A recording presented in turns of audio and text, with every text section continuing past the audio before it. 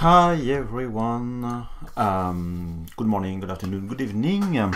Well, I'm Thomas from Pixologic, and today I will continue my Kylo Ren lightsaber. First of all, I'm sorry, I have a huge migraine, but I really want to continue this stream. Then probably today it will be a shorter one, perhaps a couple of hours maximum. Then I have my usual. You see, I don't find my word. My not headset, but you see, I have no cable, nothing, just to have the noise cancelling system. Not very funny. Anyway, I'll try to do my best, and sorry for my potentially mistakes and when I will try to find what I need to do. Anyway, sorry. Okay, then between the last week and this week, during the last stream, I said that I will try to rework some part and refining some part, but unfortunately I had almost no time to work on these projects. I was very busy on other tasks. Then just roughly the only thing that I did was this kind of switch. I'm not very sure about what it is. Let me bring back the references, and on which one is it? I think, yeah, you see it here. I don't know what it is. It's very difficult to know, but I think I will use it as a switch for my lightsaber, something that I can just ignite or not the blade. I think this is the easiest thing to do.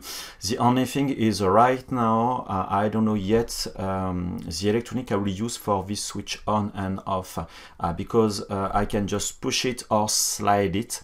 I don't know yet. I need to consider, you see the background, you see just the shape which is here. Then I need to keep that in mind. Except that this part here, which was in fact negative, and I just inverted that. What else? Yeah, I just refined this part, which was a little bit too thin. Except that I need to look at my smoothing, which is not the best one, but it will remain like that.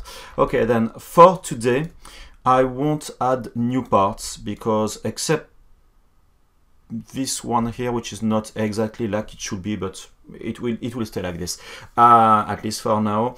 I will work on finishing each part. Then it will be more sculpting and less modeling, meaning that I will use my brushes to make this lightsaber less mechanical and more, not organic, but more, let's say, natural. Of course, the finishing will be mainly when it will be printed and sanded, and then when I will apply the painting, which will, of course, do the final touch. The only thing that I need also to do now, today, is to see how I will split my model and how I will put the electronic. Then I'll start to work on the electronic. Where it is? I think. Oh, shit.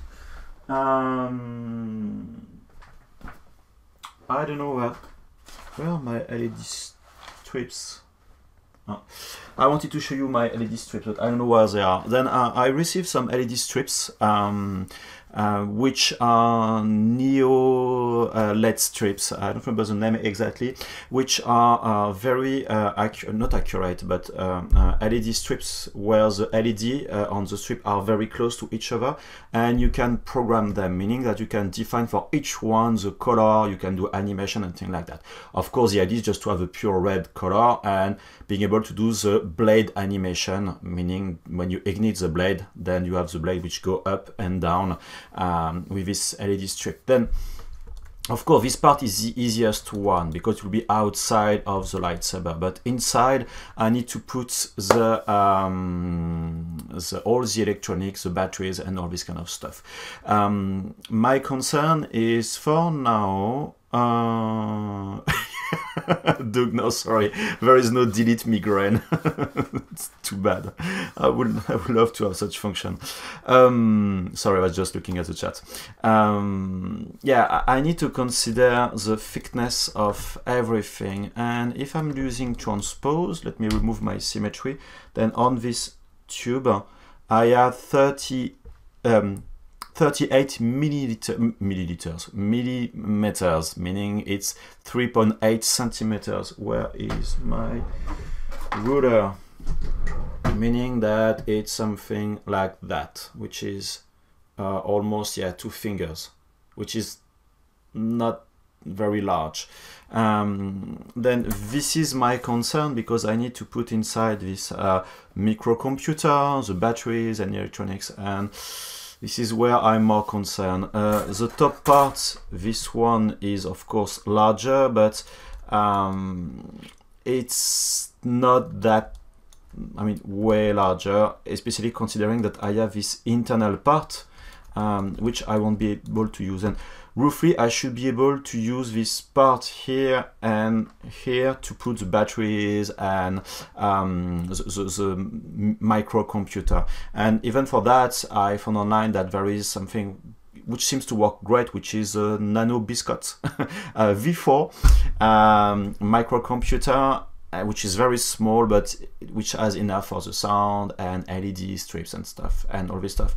But I can't find it in France. I think I will need to import that from the US. Then it will take quite some time to receive that, which is annoying. Then, anyway, I will move forward and I will try to refine. And also, I need to consider how I will access to this electronic, and more important, how I will be able to remove the batteries. And for what I thought is, you see that below I have this kind of cap, which is red.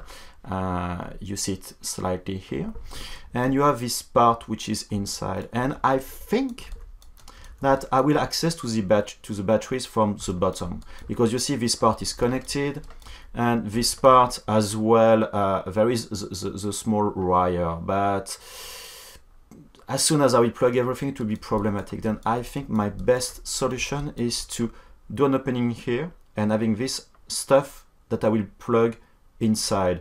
And I think I will print everything as a kind of single part, and I will just screw it. Then I will try to do the screw things in ZBrush and to print everything for the screw. And the top part, this one, you see this stuff and this stuff will be of course the outside. I just want to access from this location, and then I will do a kind of hole here all around and then screwing everything. I think this is my best solution. Then today this is what we will do, trying to split this part, merging everything, doing the Boolean operation and sculpting. Then it will be the first part, of course, for the preparation will be very mechanical, a lot of modeling and technical stuff, and it will be, let's say, more artistic, if I can say that, at the end. Then not a very funny process, but this is one of the most important parts, because if you do, let's say, a nice 3D model, but you are not able to print it or reuse it, just access to the content or not put the content inside, it will be problematic.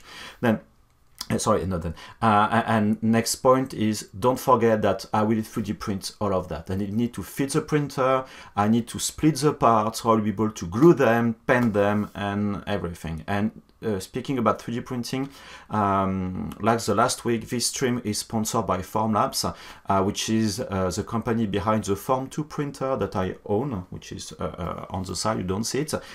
Then I will prepare everything for this printer, and not this week, but next week we will start the printing process, and I will try, like I did for my 2B figurine for one of my previous stream.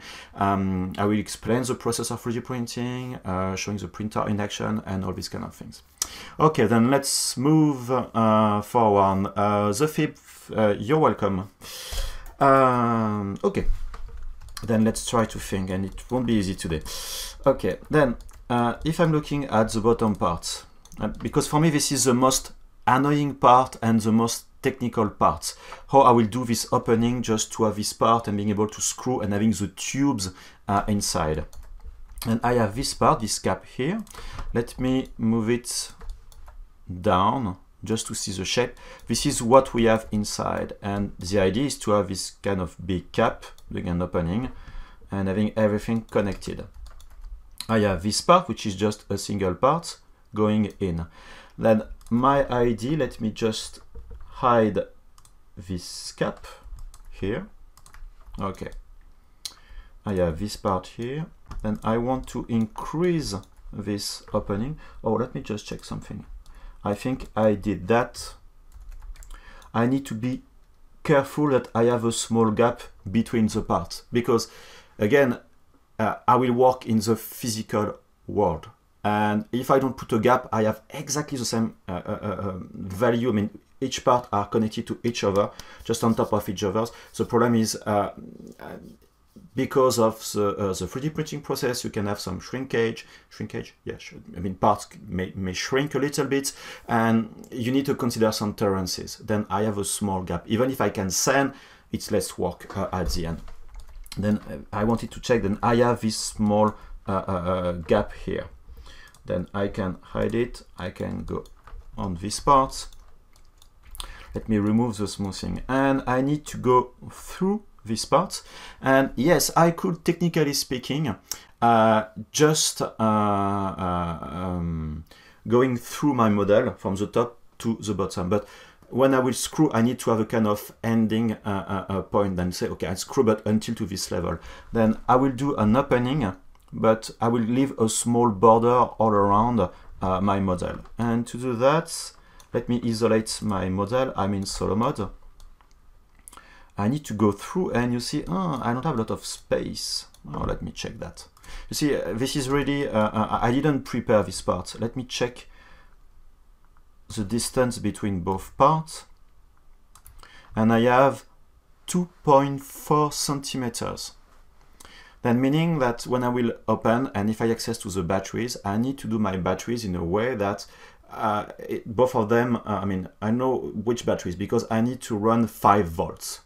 Then perhaps 4 1.2 volts rechargeable batteries. Then I don't know what is that. We have batteries here. So because I didn't check the size of batteries, like my Japanese friends are saying, shimata. Okay, I have no idea what is the size of a battery, but 2.4, it's not that much. Sorry, let me see if I can increase this size slightly. Yeah. What I will do, I will increase this diameter here, just to go to this level, to have a wider space. It may be not exactly like the lightsaber, but it will make my work easier. Then I will mask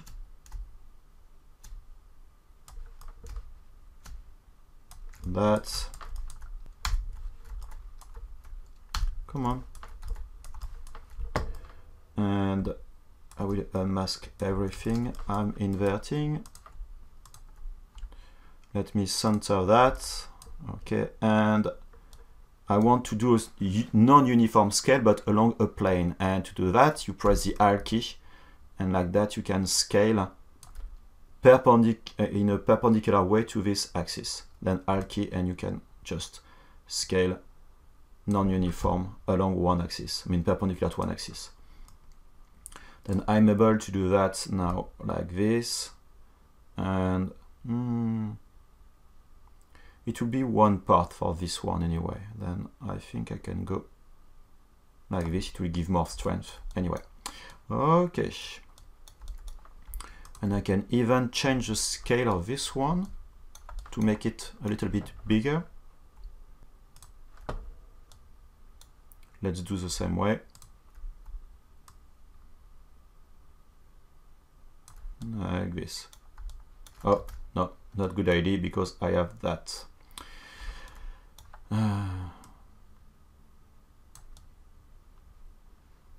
Okay.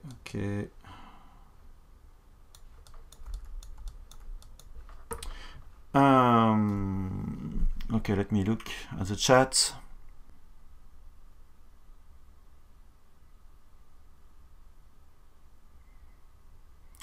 A bayonet twist lock. I don't know what this is. I need to Google that, Doug. Let me ask my friend Google.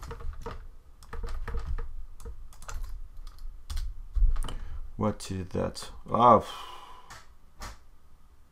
perhaps, I don't know yet. I think this is what you mean. Yeah, perhaps. But I need really to see about how the part will fit. Yeah, I will need to look at that. Thank you for the idea. Okay.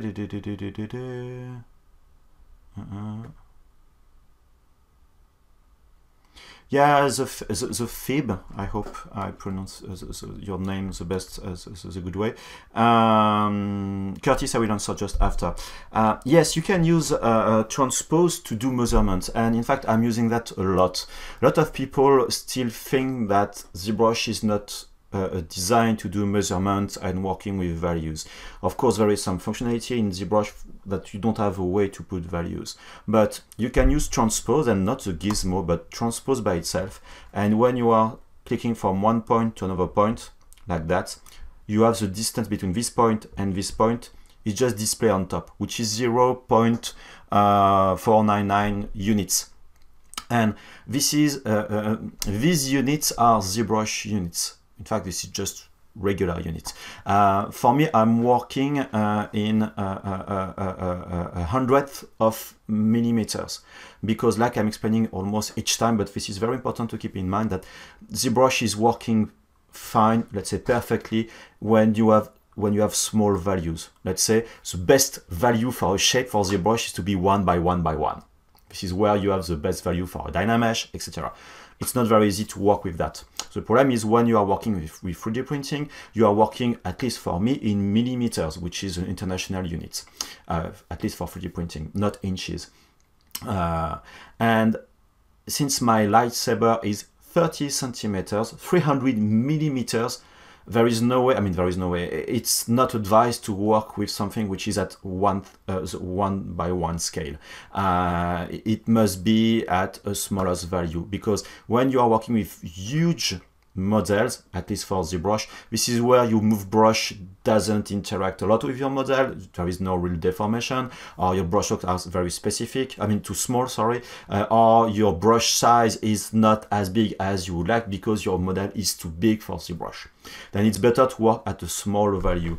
That's why if you look at my lightsaber from the bottom to this part here, I have, sorry, just move down. I'm sorry, I didn't do that accurately, but I have, let's say, 3 units for 300 millimeters, meaning that when I will export my model, I just need to multiply by 100, and I will have the good scale. And this is very important. And when I'm working in ZBrush, always, for 3D printing, of course, obviously, I'm always working at a scale, a factor of 1/10, 100, smaller or bigger, or by 5, but it's better. Like that, I can use transpose and doing my measurement between 2 parts for the thickness of the walls or distance, etc., etc. Then this is very important. And because I'm doing that, I'm reducing the bad surprises. And this is what I showed during the last stream. This is a draft of the lightsaber. This is FDM printing, obviously not done with the Form 2, but it was just the idea about, okay, what the lightsaber will look like in the real world. Everything seems to be okay. And each time I'm doing that, not each time, but almost each time, I don't have any kind of surprises. And then to answer your question, Curtis, no. I won't use FDM printing and a printer for this lightsaber for the model. I will use the Form 2, which is an SLA printer from Formlabs. I did FDM printing, of course, for this draft, but just for a draft.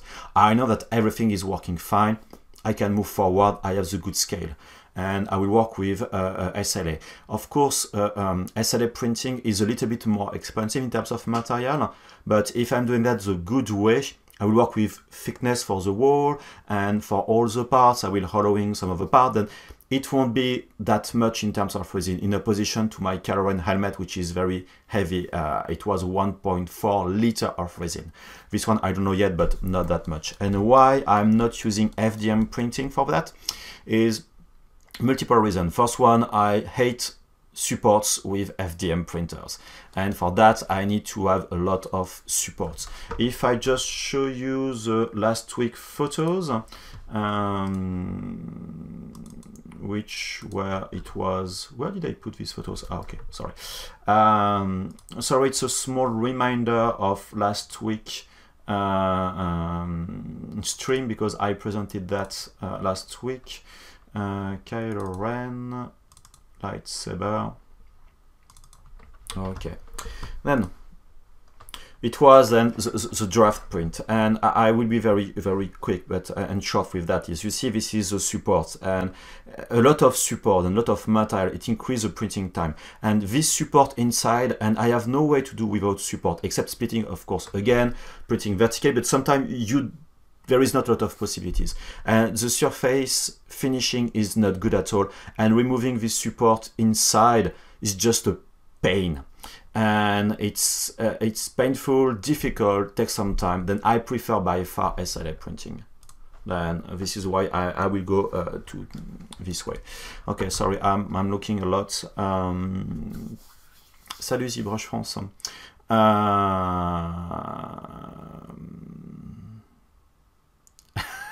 Yes.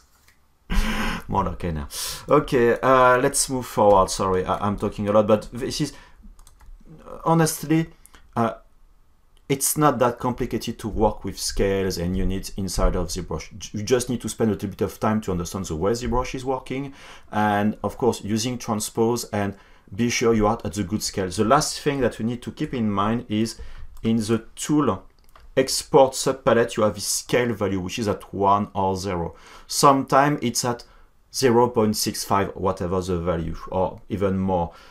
It will affect the scale of transpose, your export scales, etc., etc. Then this is very important to be sure that when you start working in ZBrush, be sure that your scale value is at 1 and not another value. Okay.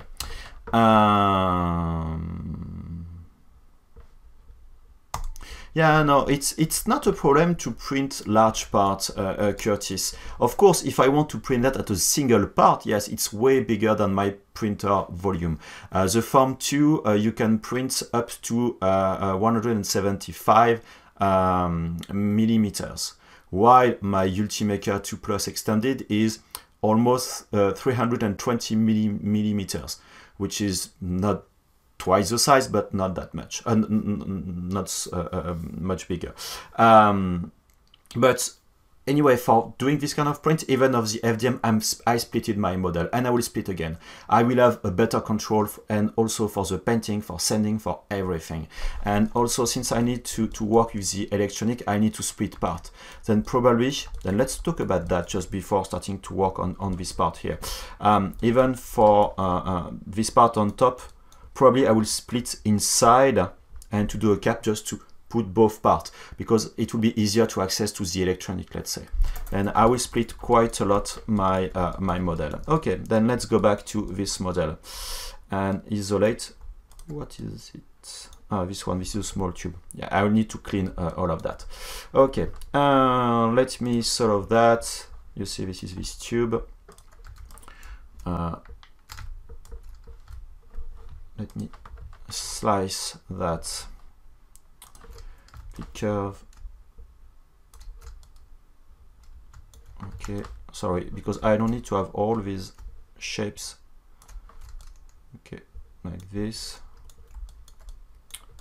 Okay, sorry. And I said this one. Let me solo. Okay. Then what I want to do is just an opening for this part.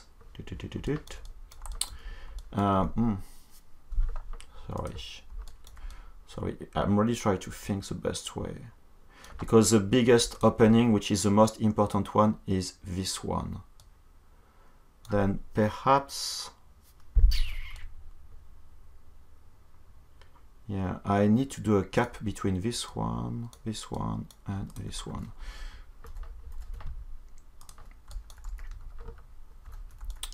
In fact, I think I will open that one first.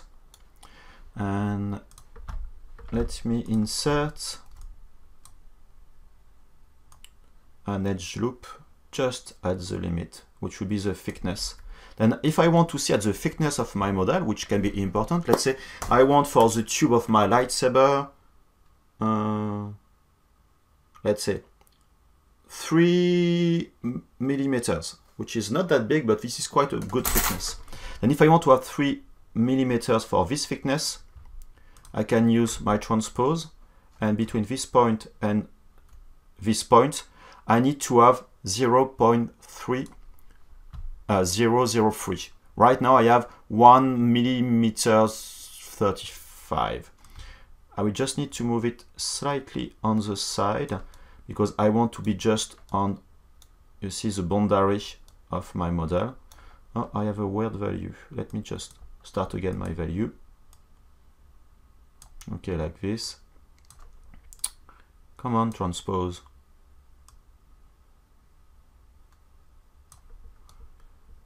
Like that. Okay, then if I want to go up to 3 millimeters, okay, let's do that roughly. Then at this stage, oh, it seems to be quite big. Which value? 3? No, it should be okay. It seems to be quite large.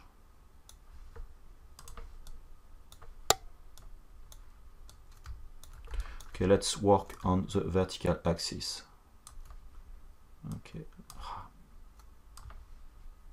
Sorry, it's not my day today.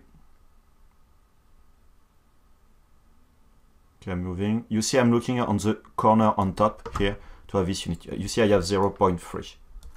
Okay, then like that. Now I can move. You see, I want to slide this edge loop. The problem is I can't do that at the same time with transpose, but I can do, okay, I slide, I go back, okay, I'm not yet exactly. A little bit more. And I don't know why I lost my transpose. Where are you, transpose? Ah, gizmo. You see, it's a bit more now. Okay, and let's say I have a little bit less, but it should be okay.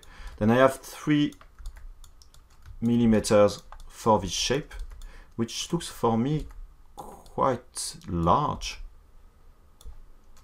What is the scale of this model? I'm sorry about all of these this part. I have 36 millimeters. Sorry, I'm looking at the same time, which is not that big. Like I said before, my 2 fingers. I'm really concerned about what I will put inside and doing this opening. The problem is the wall thickness, the minimum wall thickness advised for the Form 2 is 0.4 millimeters, which is quite thick, in fact, but you need to consider the resistance of your model. Then perhaps I will go to 2 millimeters, and yep, let's move that a little bit. I'm sorry for this stuff, but I'm really concerned with that. I have 2 millimeters. Okay, it should be better that way. Okay, and now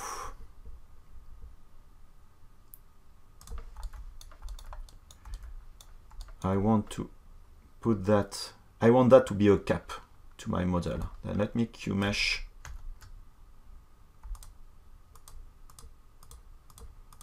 that a little bit.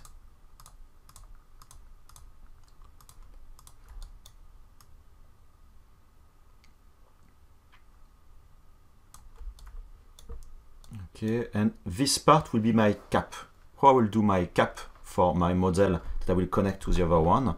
This is easy. I can Q-mesh just this polygroup, polygroup island, and I'm pressing my control key. And you see it's doing an extra shape like that. Then I'm trying just to go through the other one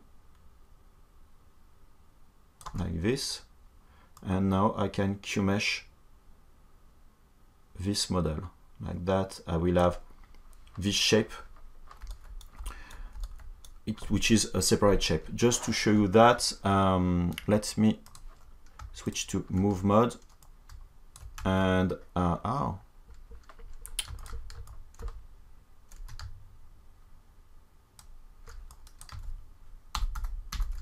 you see, this is a cap I have. I just did a new polygroup, and I will split hidden.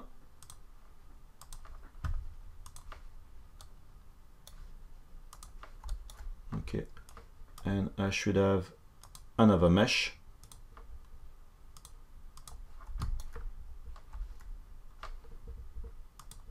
Like that, I have my cap now. And why did I do that is because when I will plug everything, I need to have this thing hiding what is inside. Let me remove my solo mode and let me hide that. Not that one, sorry. This one. And now what I want to do is to have just a tube from here to the inside where I will put all the electronic stuff. Then let me Q-mesh this polygroup island.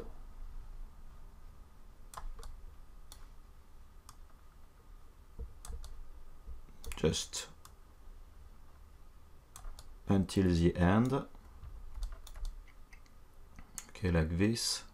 The problem is if I'm going too far, you see it's trying to do the opening and not really the way that I want it to be. And I will insert an edge loop like this. And now I should be able to Q-mesh everything and having my tube.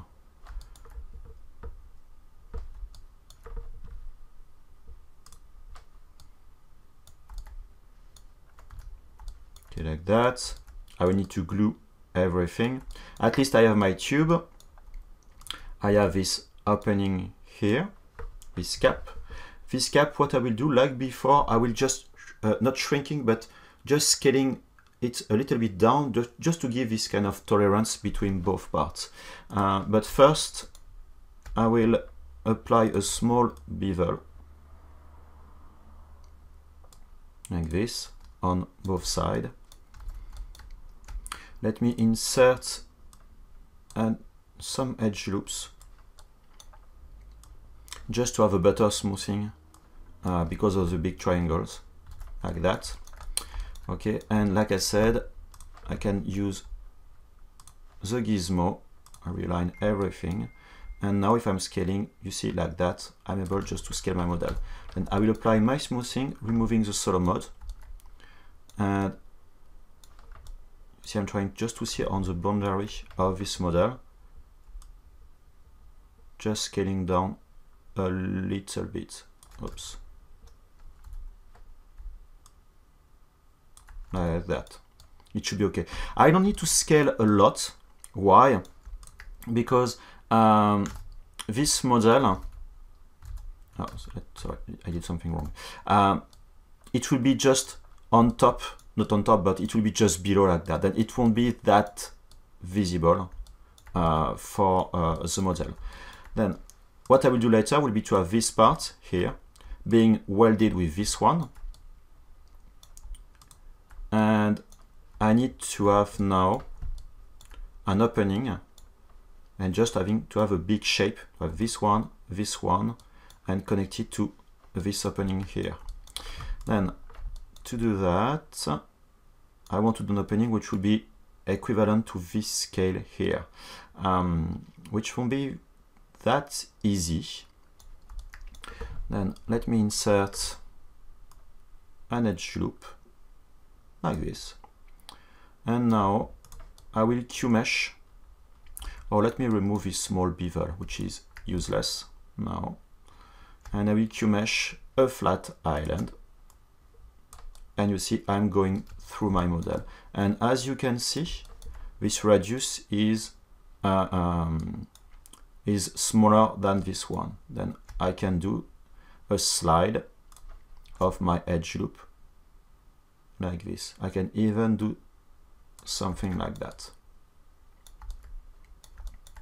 Okay. Then I have my opening. I can apply a small bevel like before, just one click to redo it. I can even remove this edge, which is useless, pressing the Alt key. And now I have this model being ready. I have the cap on top. Remember this cap here.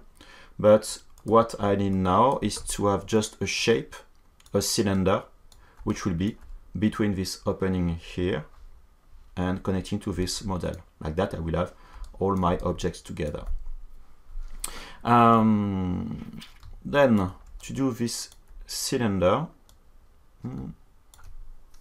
let me think. I did something wrong because I did my opening, which is not straight line. I may need to do a Boolean operation. Oh no, I'm saying something wrong because it's a tube. Sorry, I'm thinking. Okay, sorry, let me remove this edge.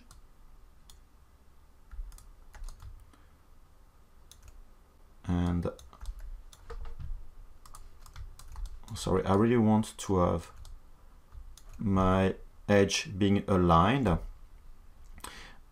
Scale, edge loop complete. I don't know if the scale will keep my angle or not. You see, I'm trying to be just aligned like this. Okay, it stay aligned. Sorry. But why adding some complexities if I can avoid that? Okay, then let me add this cylinder. Then do we have a cylinder? This one, not this one. Cylinder 3D. One, it was 1, 2, 3, 4, 5, 6, 7, 8, 16. Initialize. I want to have 16 like this. No radius. No, sorry. Divide vertical divide. I can subtool copy. Where are you, my copy? Go back here and paste it, which is obviously way too big.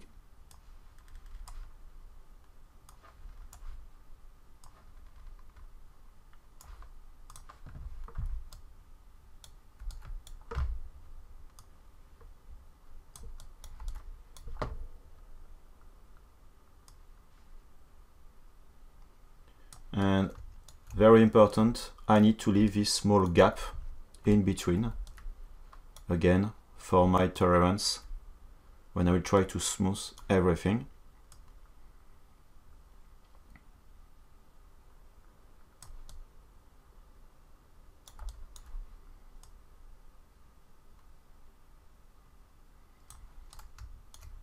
Like that. Now I'll just extrude this one. To do that, where is my ZModeler? I will QMesh this flat island to be a little bit more than that, like this. I can put this one, and you see I have this shape. Then this cap, let me add that to the cap below, which is this one, and this one need to be as well a part of this one, and I need to add as well this cap stuff here. Not this one. Yeah, this one.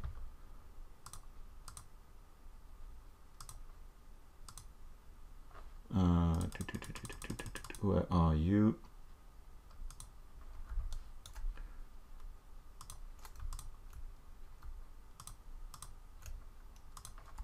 Okay. Then this is all the parts together, and I will need to connect. I don't need to have this part here, which is way too big.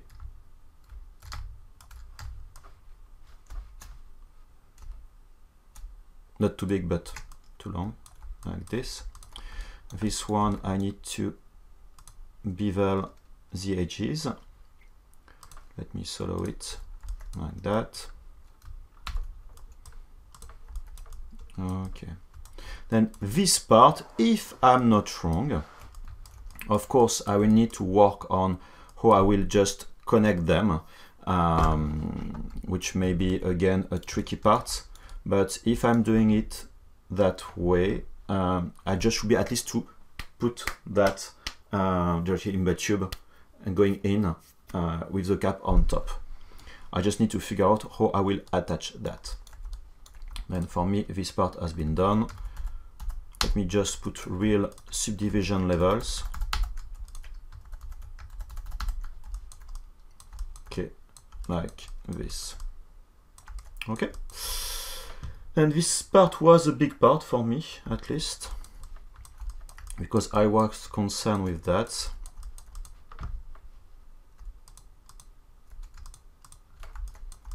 Okay, I have everything back.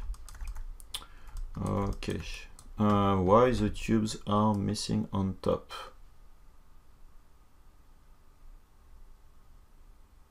Why they are not visible?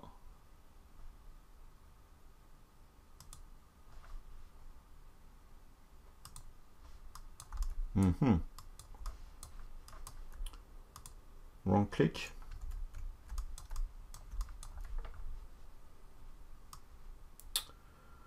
I love when everything is working fine. I think I know. I broke everything because no, yes. You see, I put in between the cap here, which should be a separated part.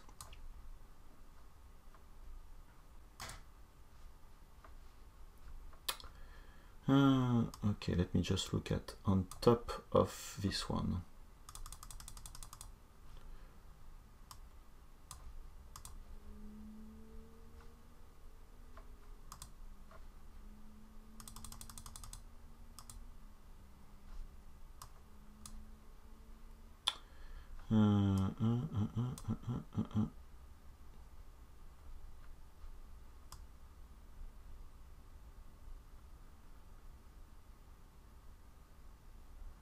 Like I said, it's not my day today.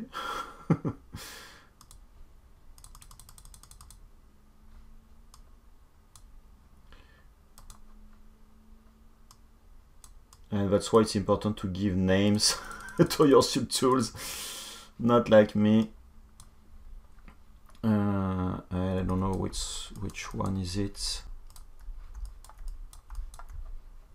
I think the small cap is missing. Yes. No. It's on top. This one is going with this one, this one.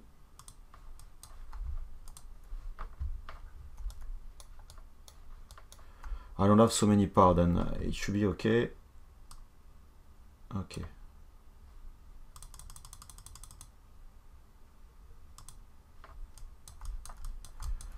Let me look at that one. Okay, I have all the parts for this one at least. I moved everything the good way. Now I need to see why the other parts are not good.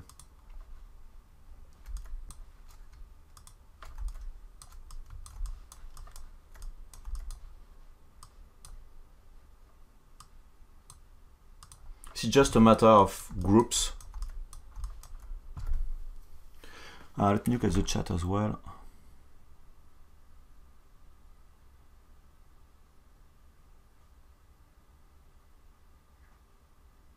Yes, more darker. If you bevel, I mean, each time you do an action with the ZModeler, you do a Q mesh of let's say, a distance of few millimeters. And if you stay in this action, let's say Q mesh, and you click again on another polygon or a different section of polygon, just clicking once, it will do exactly the same extrusion.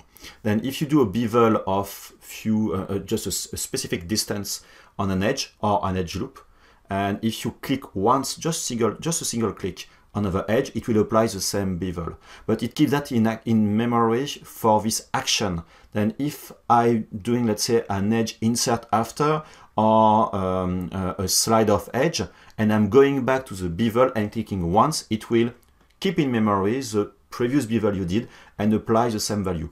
Obviously, when you stay in the same ZBrush session. Okay, then let me fix this stuff. I don't know what did I do, which is the bottom part. Okay, tubes. This one should be positive.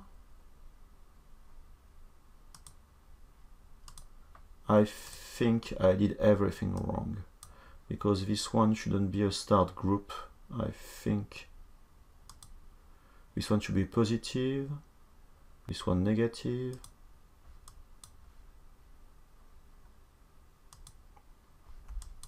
This tube should be positive, then why it's not visible? I know that I did something wrong before in the past. I did this mistake once already.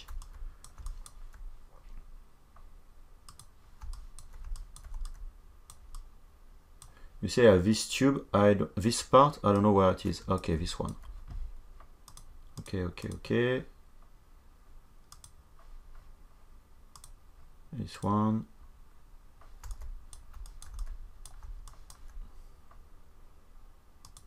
The negative part, this one, okay. This one is just, sorry, I'm just looking at everything. Okay, what I just created. This one is the bottom part with this one, okay. Okay, the top part.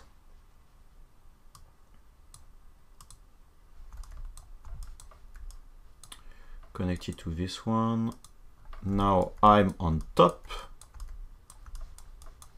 This is where it should be.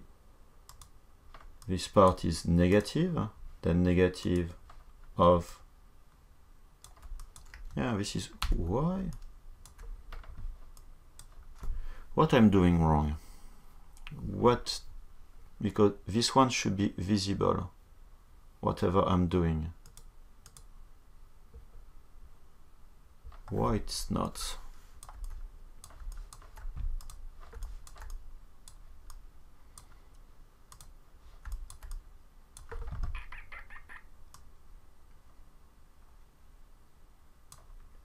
Because I see nothing on top.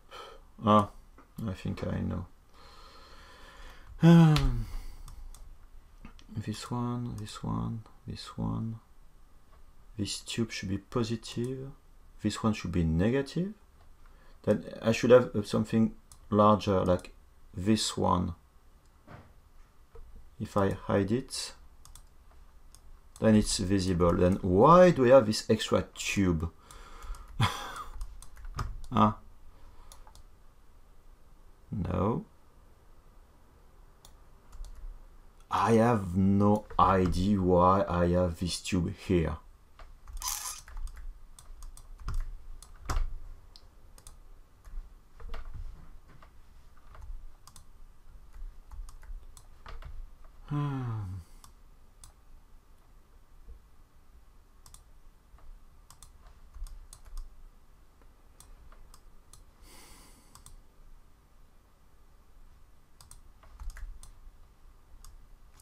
Okay, then sorry for this long kind of break in the process. I'm sorry, but at least let me resave that.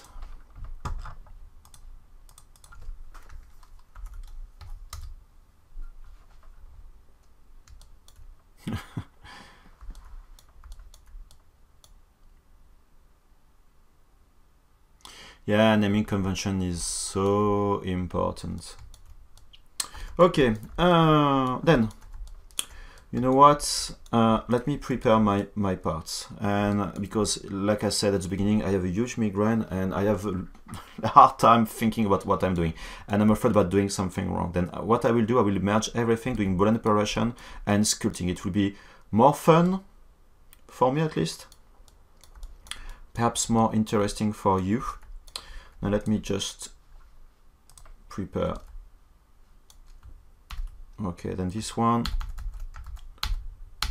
Let me subdivide. Oops. Let me apply my... That's why I said also before, because if I'm doing something wrong, I'm not doomed. Okay. Then this one.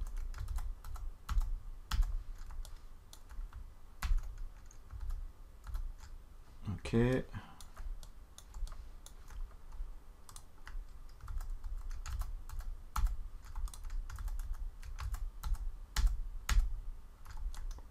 Oh, something I don't like is... Ah, no, this is Boolean operation. Okay. I'll do that later. I need to have clean surfaces for what I will do.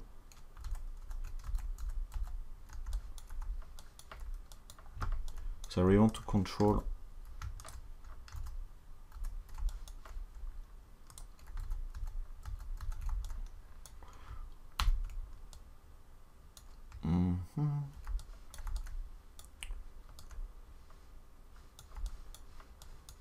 why I lost my crease edges on that one. Sorry, I have some crease edges which are missing. Crease, crease, crease, edge look complete. I have a mask. Okay, it was a mask which did that. Now I know what it is. Okay, this one. I'm just smoothing enough to avoid having these steps with the smoothing, because the printer is accurate enough to make that visible, and I definitely don't want to have that being too much visible. Then I prefer applying real smoothing to my model, which is not good, of course, for that one.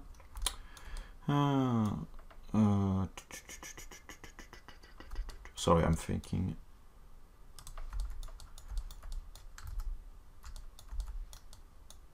Because I don't want to have these smooth edges here. And what I can do is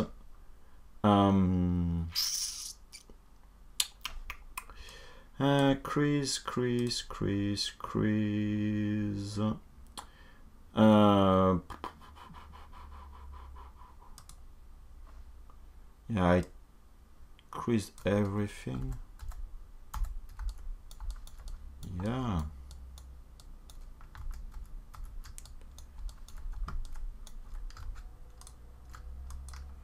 Crease all. Sorry, I'm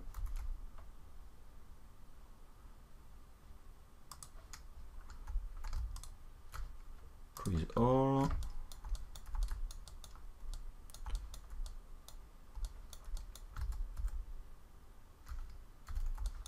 And yeah, okay. And now I'll start to process some Boolean operations. Not process, no, not yet, sorry. I'm sorry. Let me hide this cable. I don't need these spheres. And all of these connectors, because it will be a separate part.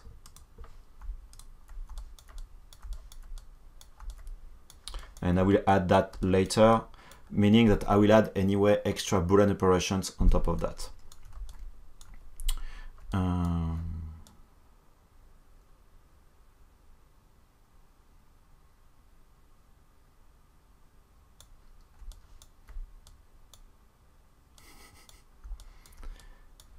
Yeah, model calendar. What's a good idea to do?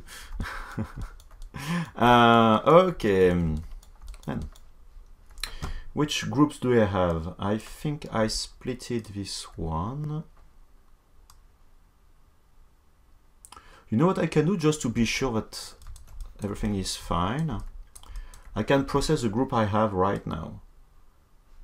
And I will wait a little bit, and I'm sorry, I'll stop talking during the process of the Boolean operation because I know it will just kill the stream then and the recording. Then let's do my geometry, no sorry, subtool, and you have the Boolean section. I click on the dynamic subdivision in case I forget one of it, and make Boolean mesh.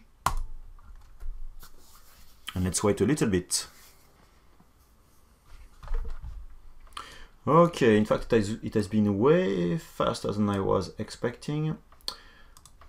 Okay, then this is the result of the Boolean operation. Then I have this bottom part. Let me solo everything. Then this is the part I have here. I have this cap at the end. Okay, then which is visually perfect part. This big tube, like that.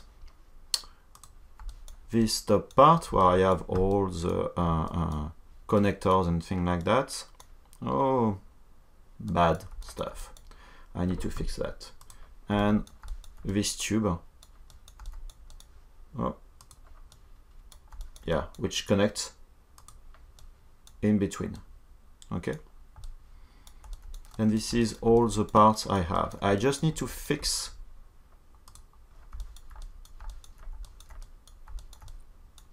this one, and what I'll do is I will split as well this part and this one. I just want to keep the big tube as much as possible, and I will do Boolean operation later for that, perhaps offline, but I just want to split this part because I want to have this part being a separate part that I can just plug like this to my model. It will be way easier for later. Then I can delete all these subtools, and how I can delete everything like that. Just go in subtool, delete, and you have delete all. And of course it asks for validation because this is not an undoable operation. Then, like I said before, I want to have another part, which is this one. Then let me see. I will do another groups. I want to have this part. Let me just display the wireframe. This one with this one as a separate part. Okay. Then I have this just two parts to add on top. Okay. Then let me move it on top of this one. Okay. It's a new group. You have this one, which go below. Okay. Then one part, two parts, which are connected together, and with this one. Let me solve that. The only thing I need to consider again and again is I will need to put this one connected to this one. Okay.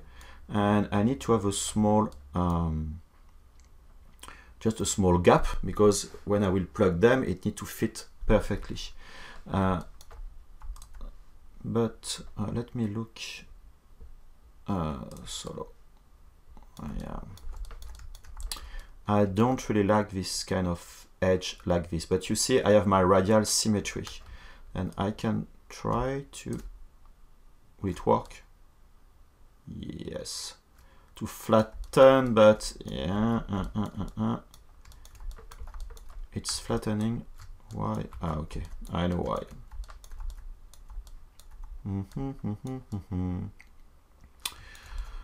That's the problem with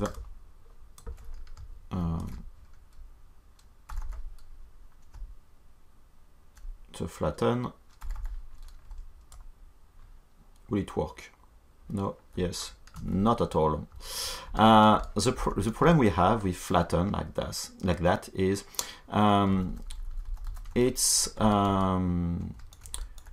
just when you are using the clip brush like this, it won't stop. It will use all the polygon on top of your screen, on the perpendicular, on the normal of this edge, and flatten everything.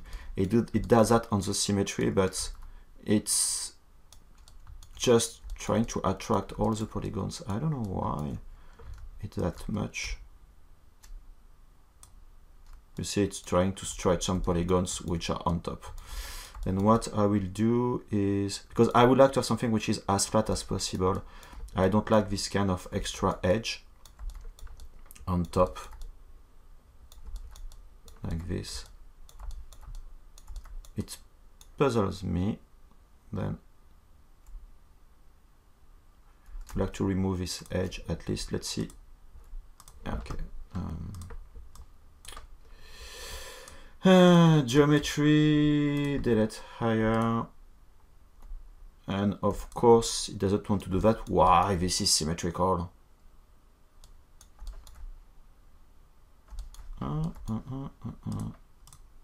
I thought I had my radial symmetry, but it was not. Stroke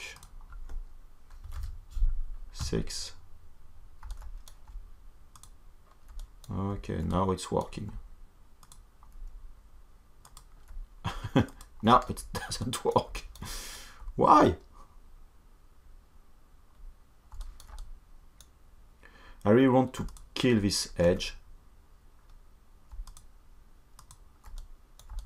Then I think I will do it for all of them.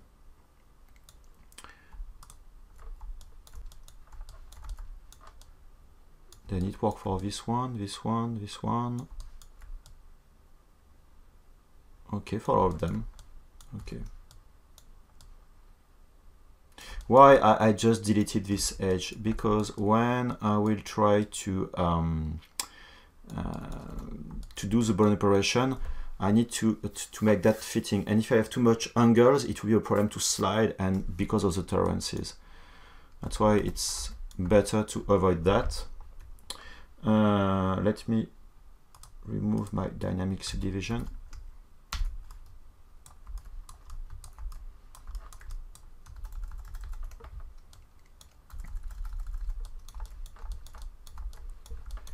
Okay, and you see when I did that,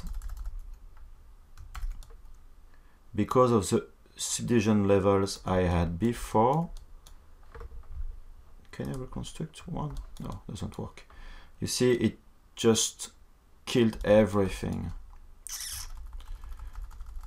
Let me go back to, okay, this is what I had before doing my subdivision levels. That's why it's so important to have in ZBrush your history. You see, I've been back to my history, and now I'm able to have back my mesh like it should be. And it may be perhaps easier now to not deleting this edge, but Q-meshing, yes, I want to Q-mesh. To Q-mesh a single polygon. Yes, I know. And moving like that.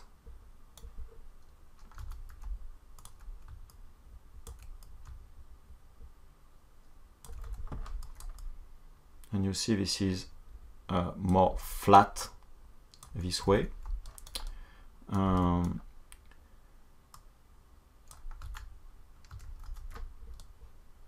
Let me slide this edge.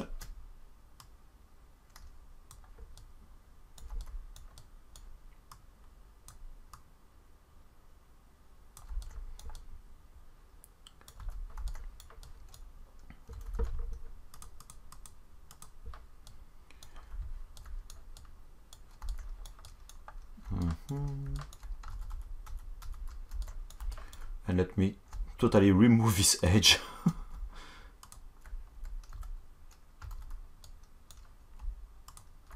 Yeah, I don't like this kind of small extrusion. I'm sorry, I'm very annoying with that, but I know it will be tricky and problematic for my Boolean operation later. Why did it take this edge?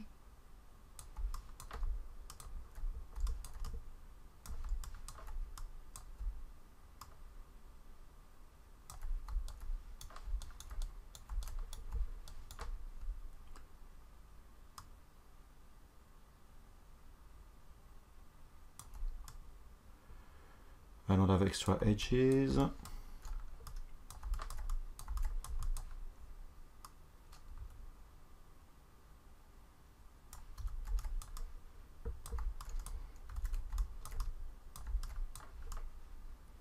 Okay, I'm sorry for all of these kind of long steps, but again, I prefer to have something which is working fine. Okay, then now I can divide with real subdivision levels. And for this shape, what I will do, I will duplicate it. Then duplicate, because I will use it on this mesh here, but as a negative shape. Then if I hide this one,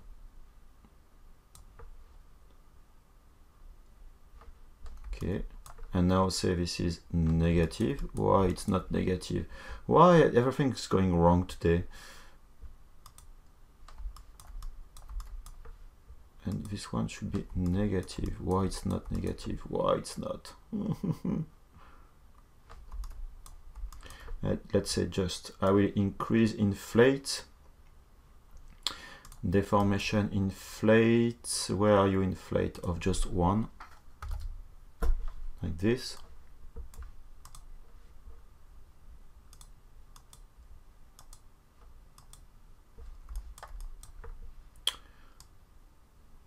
Something is totally wrong. See, I have... If the live Boolean is off, obviously it won't work. Okay, and you see the problem is with my negative mesh, it's too thick. Then this extrusion did before is wrong. Meaning that if I do that, okay, visually speaking, it looks great. It looks great, sorry, but I will have issue with the thickness. Then let me delete that and go back to this mesh.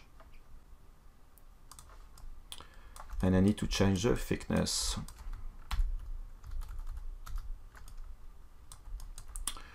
Okay, then let me undo again, and this one, let me Q-mesh inside like this, and now let me Q-mesh a flat island. I think it should work. Like this. Seems to be okay.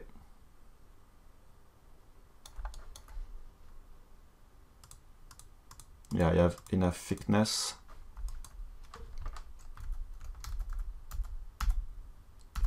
Then like before, I will duplicate, move it down, being negative, and this one, let me inflate of 1, not initialize. Deformation, inflate 1. Okay, you see I have this small gap, and if I go back to my subtool list, let me hide that one. You see I have enough thickness for both my object and this one. Like that, it should fit the model. Okay. The other thing I wanted to fix was inside this part. Let me solo. And why? Okay. Because if I'm applying my smoothing, I have this issue with that.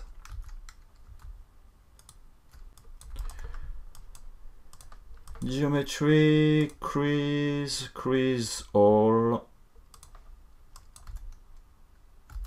Okay, now it's fine except this kind of small stuff.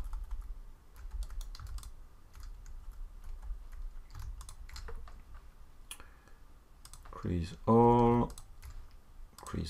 Sorry, I did an extra undo. Okay.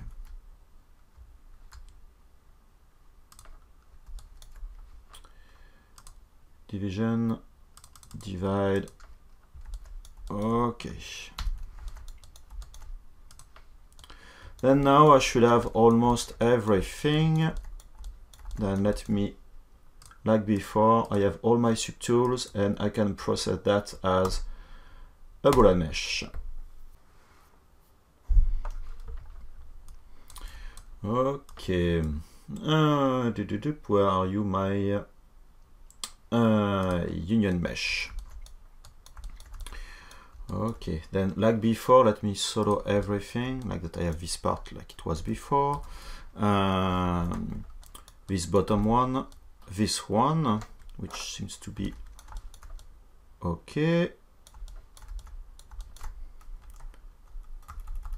This one with my openings, of course not the hole inside, but I can do that later. And the bottom part. Okay. Then something that you need to understand is so far this part is, oh no, yeah, this one as well. Sorry, I was forgetting one part. Yeah, shit. Sorry, I have this part which is not what I would like to have.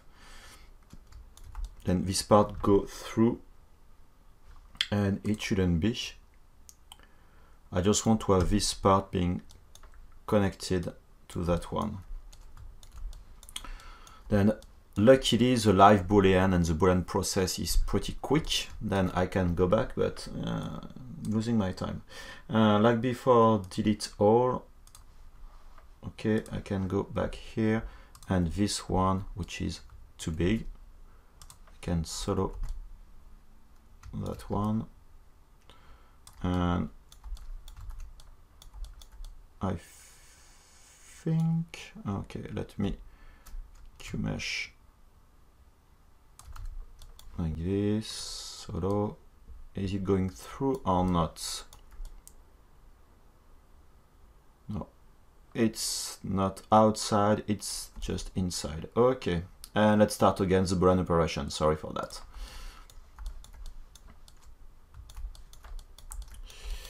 Okay, let's go.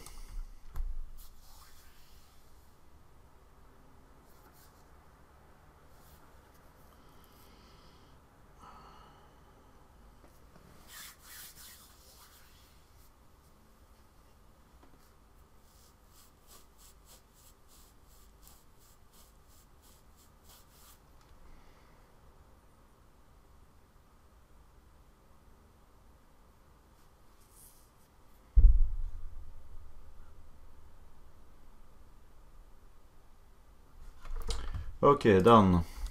Then there is no reason that something should be wrong. Okay. Ah! Why?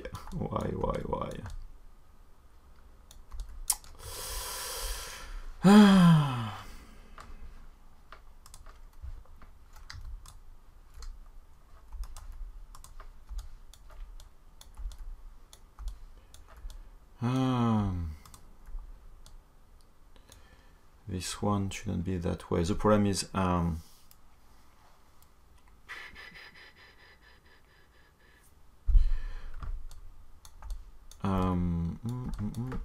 it should be just a separate model for this one.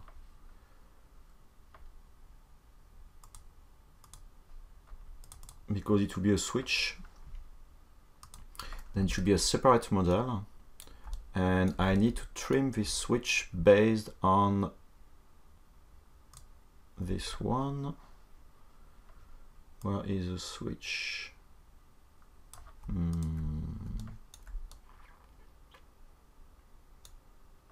because I want to be cut inside based on a copy of this one. Then what I will do, I will split that later. Okay. Yeah, it's safer to work that way.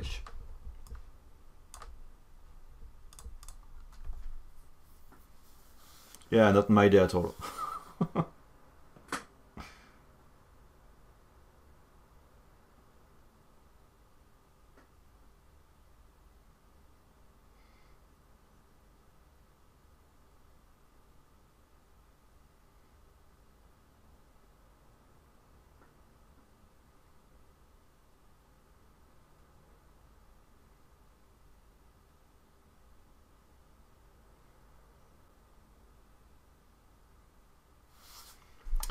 Okay, Boolean done.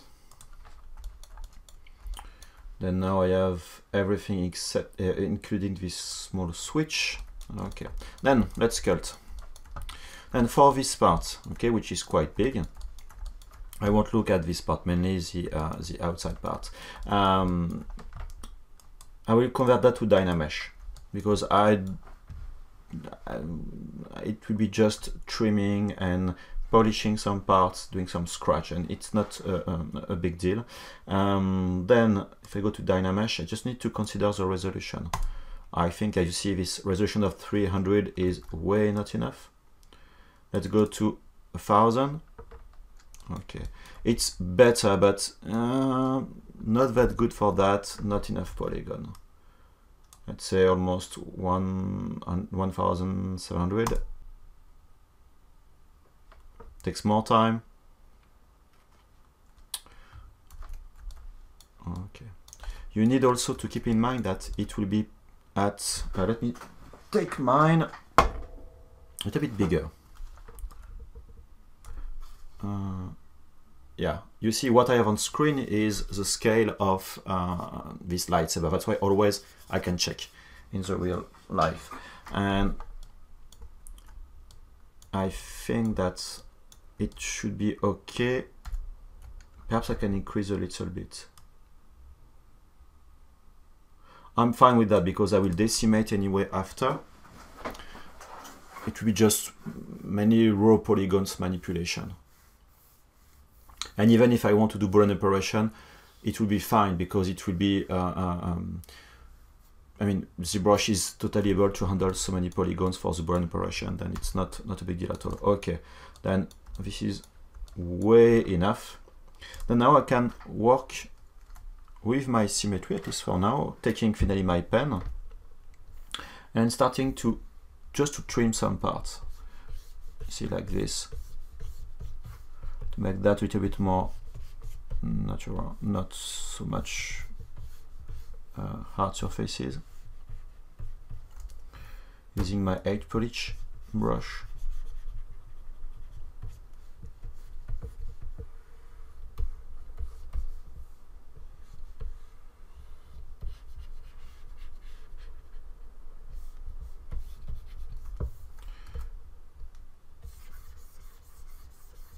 See, I have these polygons which were very visible. Now I'm able to slightly changing that.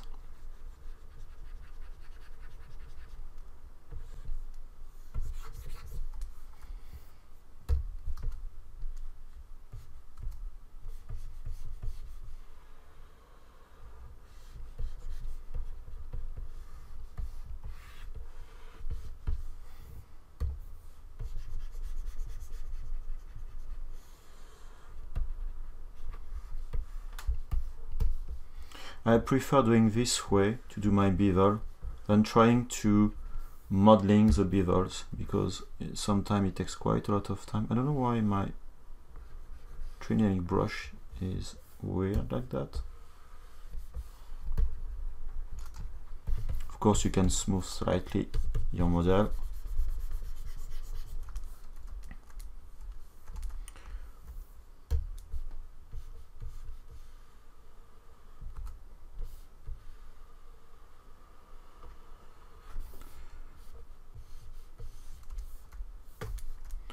Don't forget that this outside part is what it will be visible for the lightsaber, and I need to be sure it will be nice.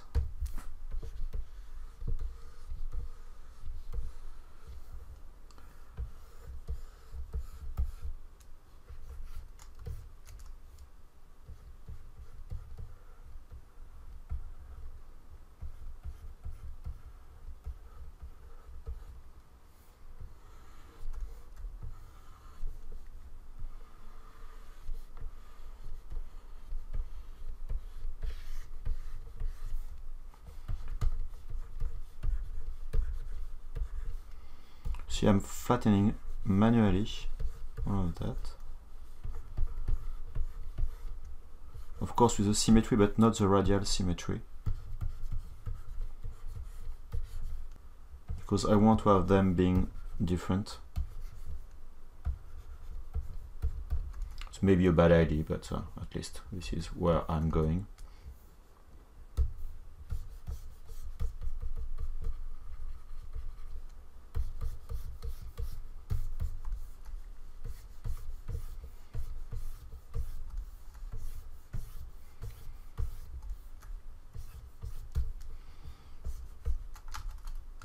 Of course, no symmetry.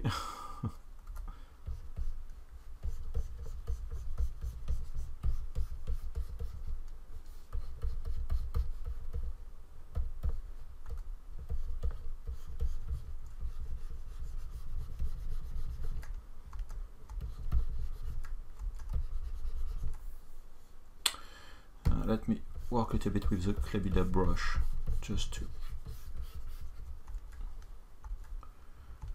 fit exactly what I'm looking for.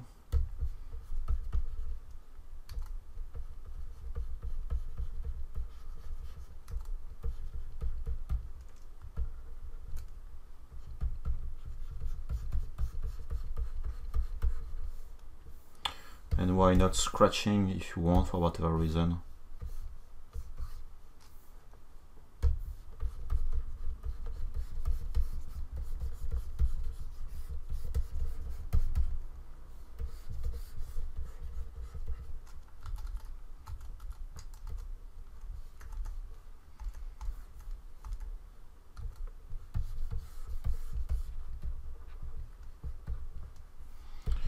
I just remove the symmetry because it may be a little bit longer, but it may be perhaps better just to work like this.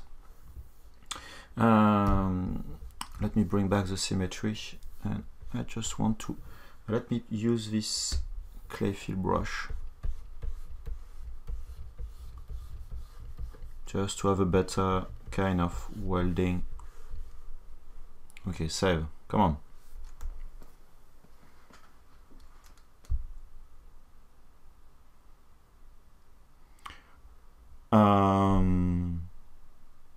I know there is no way, I mean, no need about beveling the edges for 3D printing. It's me who prefer to, you see, if you look at my references, oops, come on. You see, it's, of course, you have nice edges, but not that, of course, this one are, let's say, very, very sharp, but not that sharp. And I don't want to have something which is way too sharp. And since the printer is very accurate, if it's too sharp, it means that I need to sand a lot after if I want to make my edges less sharp. Then also this is a design choice I'm doing at the same time.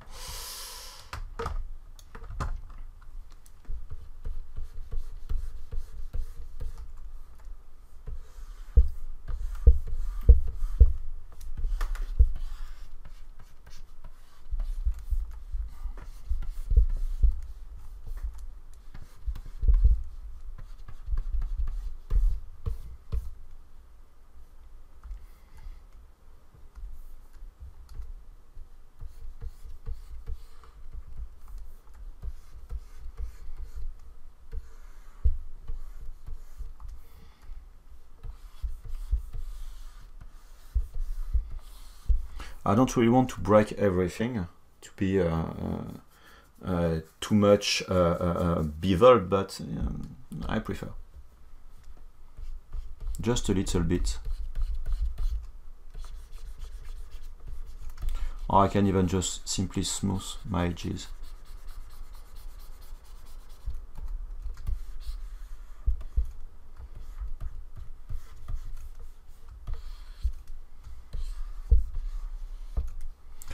Of course, if you print that with an FDM printer, you won't be able anyway to have sharp edges like this. Then it's not a big deal. But since the Form 2 is very, very accurate, it's better to go in something which will be better on screen at least. I mean, if it looks okay on screen, it will be of course okay with the printer. I don't know if you understand what I mean. I'm sorry, it's not easy for me to explain what I have in mind tonight.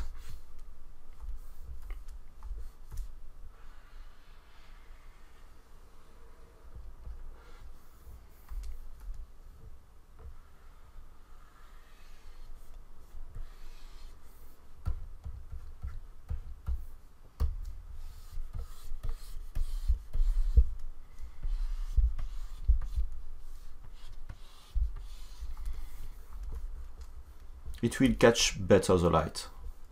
You see, at this scale, it's not. I don't really change a lot the edges.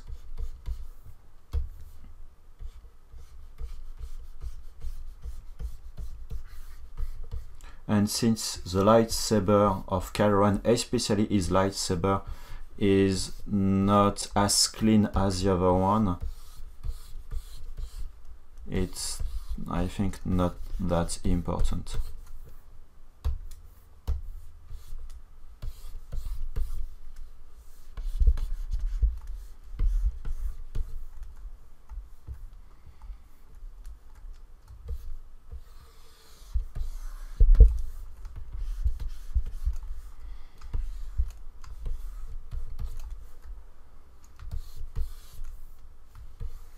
Just smoothing a little bit.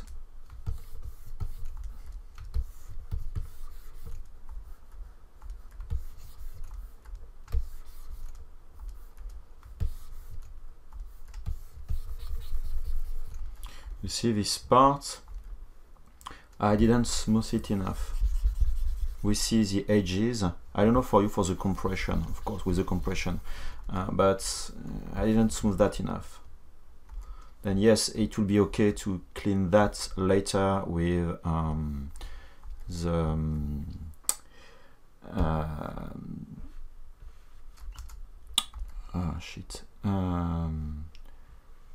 will be able to sand this part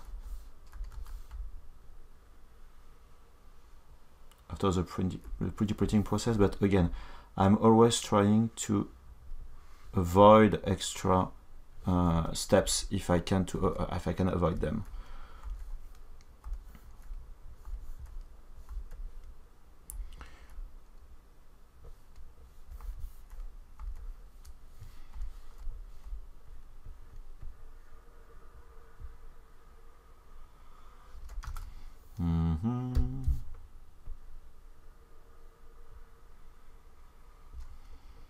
I don't think it's a good idea.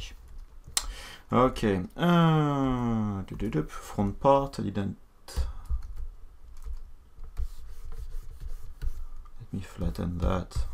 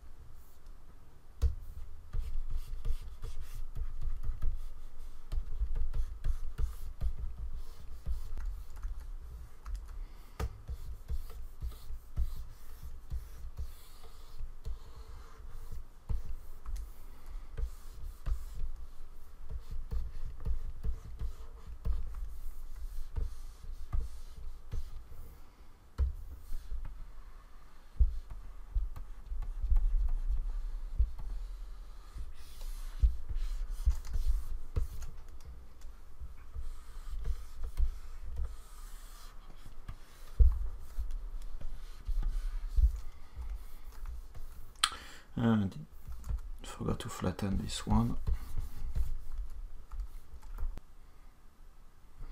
Yeah, Mother, can I give you the information, Chimpe boy? The question was obviously what are the standard specification to handle around 10-20 minutes of polygons ZBrush easily? Now, any kind of regular computer is able to easily handle 10 to 20 millions of polygons inside of ZBrush.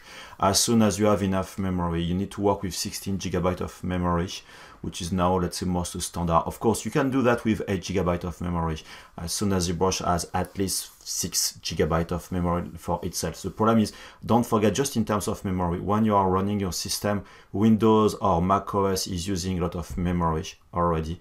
And you always have utilities like the various protection, security tools, Skype, emails, browser, so many things which are using now more and more memory.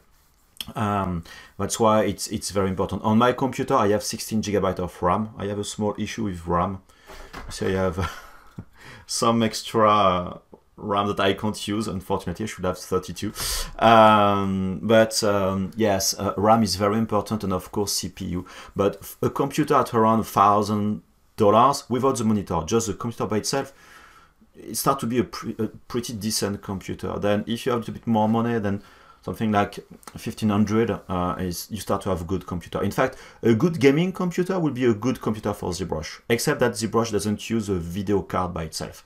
Then if you don't care about the video card because you don't play games, you're only using ZBrush, then it's better to have a faster CPU, more memory, and SSD drive, which is better.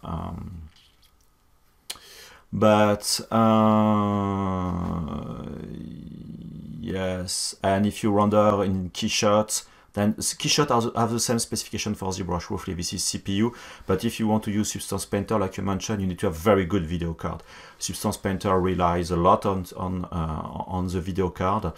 Then you need to have a good one. My computer is expensive, but this is mainly a gaming computer, and everything working fine. Of course, it depends really the budget that you want to spend in your computer. But yes, 16 GB of RAM should be way enough to handle millions. My computer is able to handle my 2D figurines, which is 156 millions of polygons. 156 millions of polygons for all the meshes before doing Boolean stuff, all the subtools, then it should be okay. Okay, let me go back to that.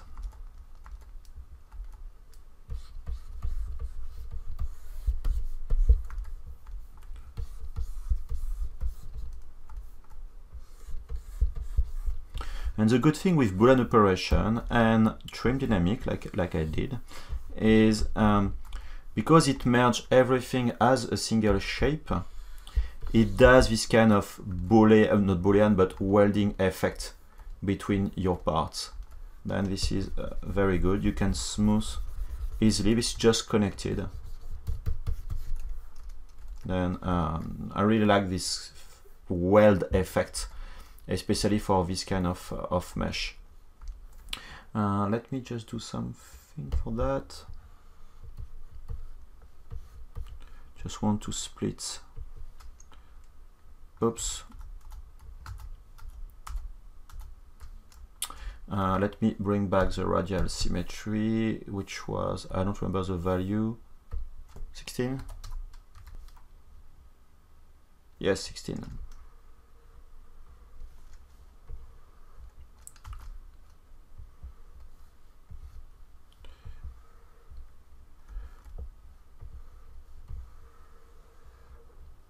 Just want to put some edges.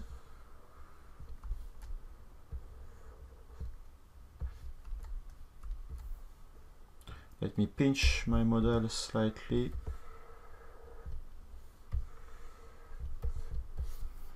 Again, let me go back to my edge polish, at least for this part. Like I said before, I don't want really to use a lot the radial symmetry, but perhaps it should be better.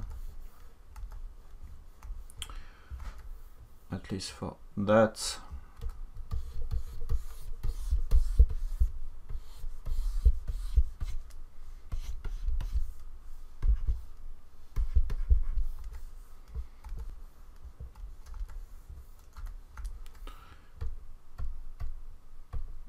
X without the radial symmetry.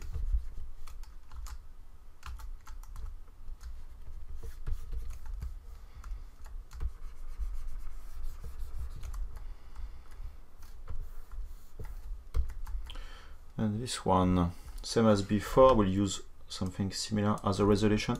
I don't need to put a higher resolution like before because I don't have a lot of details on this one except the screw here. Then perhaps 1000 of resolution should be enough. Not definitely no, because I don't want to put more polygon than needed, but you see for the screws, yeah, perhaps I'll need to put the same values. Or the trick should be perhaps to reuse the screws as separate models, and after putting the screw separately and just, yeah, this is what I will do. I think I will do the screw as a separate model and putting them and inserting them inside of the model. And what I just noticed is I have here inside this kind of stuff, which is definitely not good, but I can smooth that a little bit.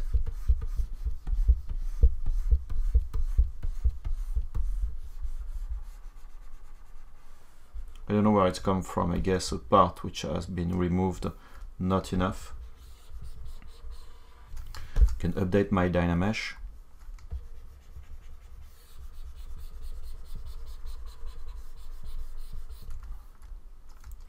It won't be visible anyway for this kind of shape. This is the same on both sides. Or I can do something different. I can hide these polygons, doing a delete hidden, then modify topology, delete hidden, and updating the Dynamesh, which will do a close hole. And now I should have something better.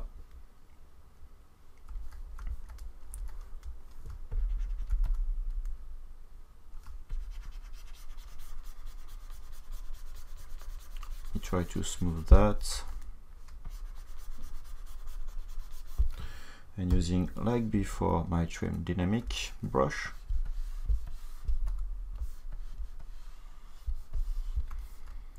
This is the inside part, and it's not a big deal if it's too wide.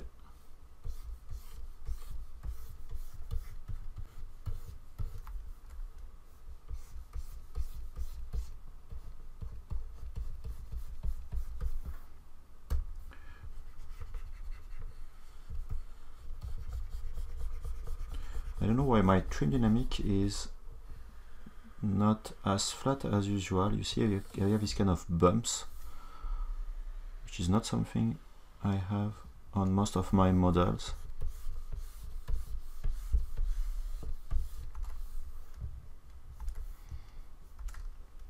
I don't know why.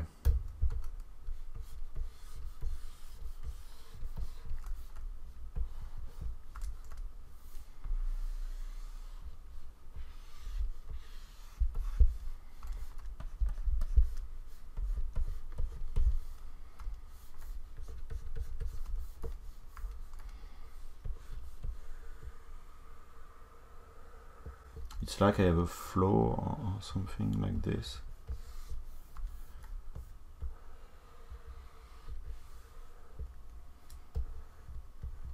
This is not an expected behavior.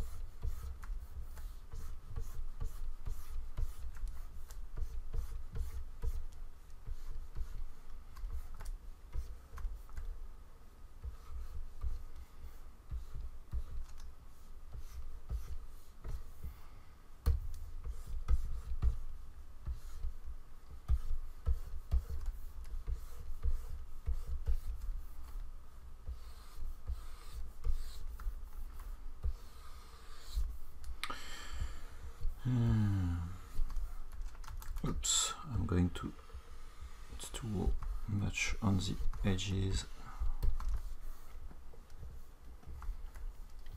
And let's do this boundary area.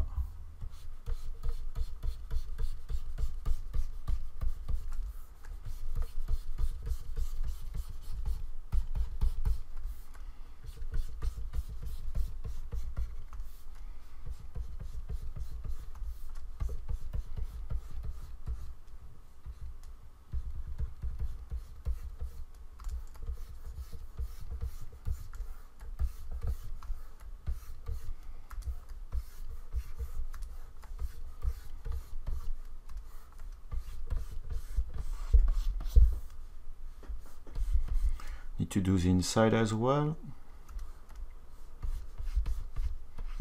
because it will be visible.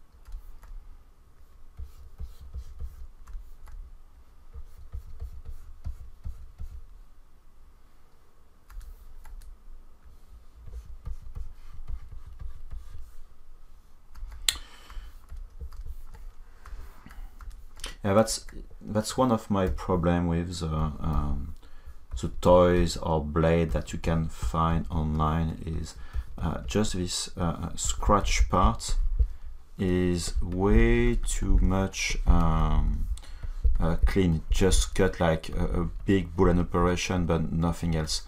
This is where you see that some of them are toys done with just how can I say that? Just a regular Boolean operation like I did before, and not something which looks more natural or natural in terms of scratch, let's say, or removed part.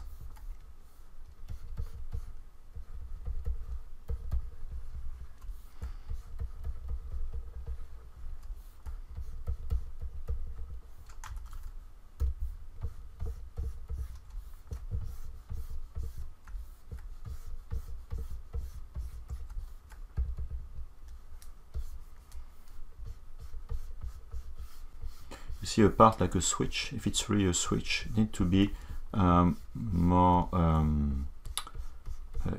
seems to be more used around the moving parts. And for this one, this is important to just do this kind of not scratchy, but working on the edges. They shouldn't be sharp. Even this is a metallic part.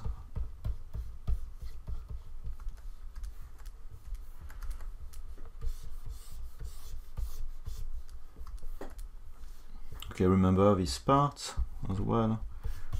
Okay, a little bit of flatten and it's fixed.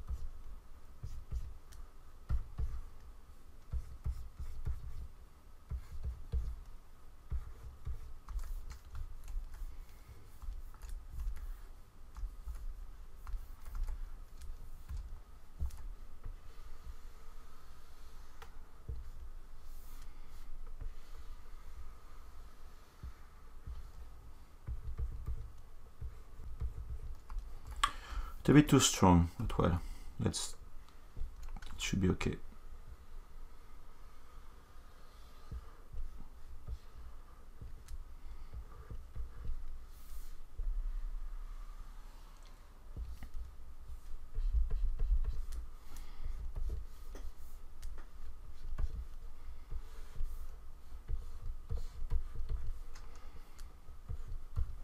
And I don't know if you notice, but you see in the background sometimes you have this kind of scratch which appears because this is a continuity of my stroke ZBrush trying to just to continue. And I should fix that in a way, but I prefer leave it as is because it will give some, add some punched area. Then it will look in a way more natural.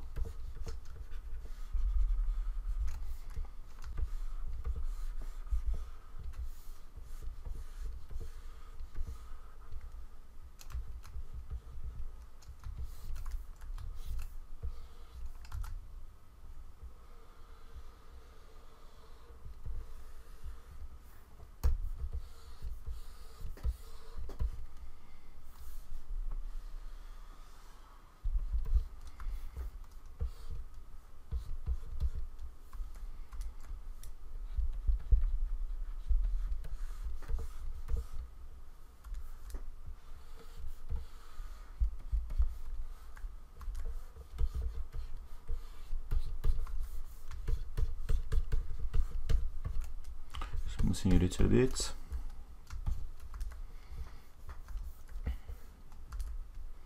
You see the process, not that complicated to do.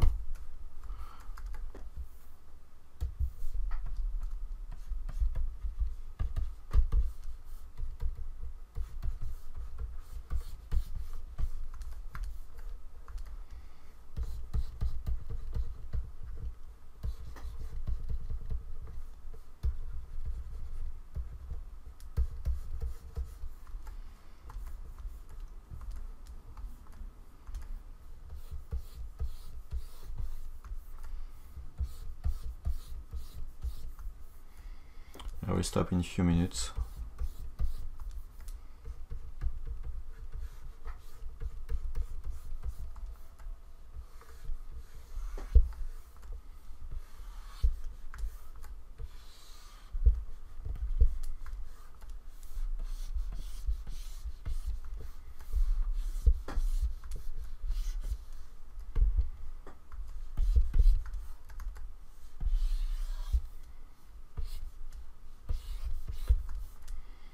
And you know why? Yes, I could like I discussed before, I could send that part after the printing, but when you start to be inside of your model, it may be complicated.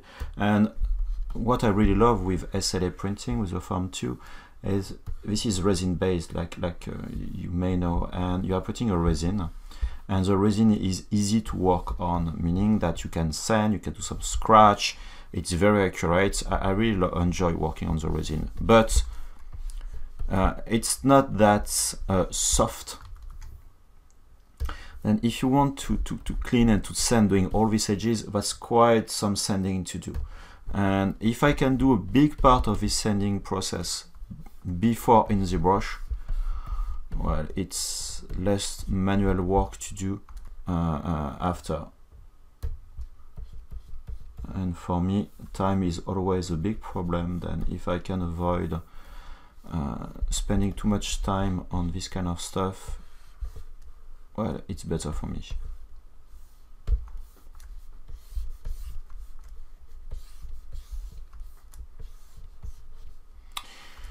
Okay, while finishing that, I will try for this next week to finish everything, all these kind of details, and I will do probably more parts on the model.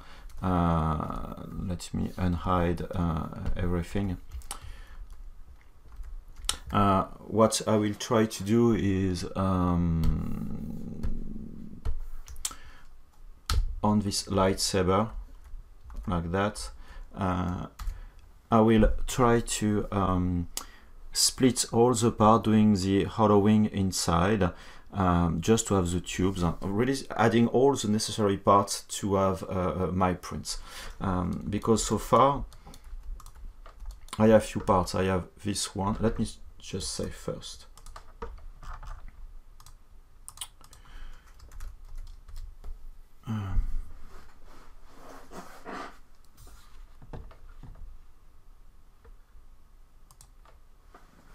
Okay, I've finished that and I will look at the chat. Okay, then I have a few parts so far.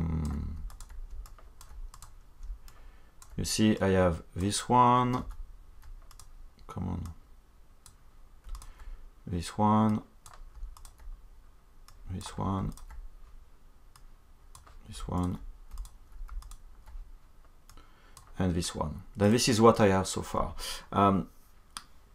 Obviously, I need to have this part being hollowed from bottom to the top, and having this one being hollowed as well, and for this part and this part, because again I need to put the electronic inside.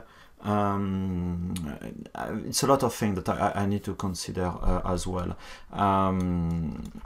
Then I need to consider the 3D printing process, how I will split parts, how I will glue them, I will paint them, etc, etc. Then perhaps I will do way more parts. If you remember my to-be figurine, let me just load that on screen.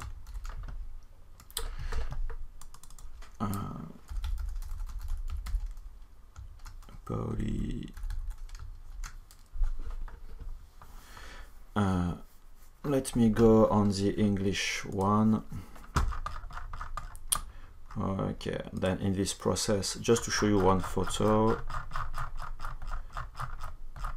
Okay, then just to see on my screen, this is of course one of the projects I did during ZBrush Live, and you see all the parts I have, and a success in terms of result for this figurine was all these parts, and I could have made more parts, especially for the shoes, for the hairs, a little bit more parts, especially for the robot.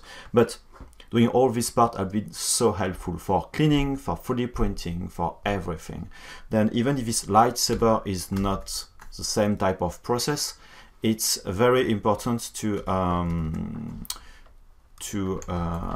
split as much as possible. It's always easier. Another reason is if you do something wrong, you have a print which may fail, which never happened for me on the Form 2. To be honest, I'm lucky so far, but I'm spending a lot of time preparing my model to avoiding all these kind of issues. Then I may do more parts to be sure that I will be able to print them separately and painting them separately, because for this model, of course, the visual aspect is very important in terms of geometry, but the painting job on it will be very important. If it's just a regular plastic, okay, that's nice, but if I look at that, just plastic, okay, it's cool, but it's not as good as the movie props, since movie props is dark and not rusty, but you have some, I don't forget the name in English. You see the difference between painting part and metallic parts, all these kind of things. Then the more parts you have, the better it will be. And like I said before, perhaps I will go back to what I did here and doing this part, just splitting inside, having this tube and then plugging this part just at this stage. Like that I will have two parts. I will be able to print that more easier without the need of supports, all these kind of things. Then that's why I will to work on that. And so far I may not do everything during the next stream as well. I will do a lot of things offline, and perhaps I will record everything. Why? It's not that I don't want to share that online, but it's very, very time consuming, because you see, like I did today, I spent a lot of time by just thinking about, oh, I need to organize it this way for the Boolean, like that, and duplicating a mesh. It's not very sexy in terms of process, but it's really needed in terms of result. Then I will try to allocate some time, perhaps 6-8 hours, and I think this is the time I will need to prepare everything, because I really want to spend the next time only on preparing the model for 3D printing, the optimization, the scale, and going in preform, explaining the 3D printing part, starting the printer, all this kind of thing, which will take probably 3 hours of process. But to go to this stage, I need to have all my parts done and ready to be printed. I'm back online, but it seems that my webcam crashed now.